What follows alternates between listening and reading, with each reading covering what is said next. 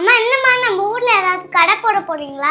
இவ்ளோ இது கீழே கொட்டி வச்சிருக்கீங்க. கடை போடுறதுக்கு இவ்வளோ கம்மி பொருளை வச்சா கடை போடுவாங்க? நக்கலை பத்தியா உனக்கு? நம்ம டெய்லி ரெசிபி வீடியோ போடும்போது அதுல குழம்பு மிளகாய் தூள் அப்படின்னு அம்மா சொல்றேன்ல, அதை பார்த்துட்டு நிறைய அத்தைங்க அக்காங்கெல்லாம் அந்த குழம்பு மிளகாய் பொடி நீங்க எப்படி அரைக்கிறீங்க, உங்களோட மெஷர்மெண்ட் சொல்லுங்க அப்படின்னு கேட்டுட்டே இருந்தாங்க கமெண்ட்ல. இது எவ்வளவு அளவு போட்டு நான் எப்படி அரைக்கிறேன் அப்படிங்கறத இந்த வீடியோல எல்லாருக்கும் சொல்லி கொடுத்துடலாமா? குழம்பு மிளகாய் தூள் ஒவ்வொரு வீட்லயுமே ஒவ்வொரு அளவுகள்ல அரைப்பாங்க. எங்க வீட்டுல யூஸ் பண்ற குழம்பு மிளகாய் தூள் என்னென்ன அளவுகள்ல போட்டு அரைக்கிறோம் அப்படிங்கறத இந்த வீடியோல டீடைலா சொல்லியிருக்கேன். 1.5 கிலோ மிளகாய்க்கு என்னென்ன பொருட்கள் எந்த அளவு சேர்க்கிறோம் அப்படின்னு பாத்துருவோமா?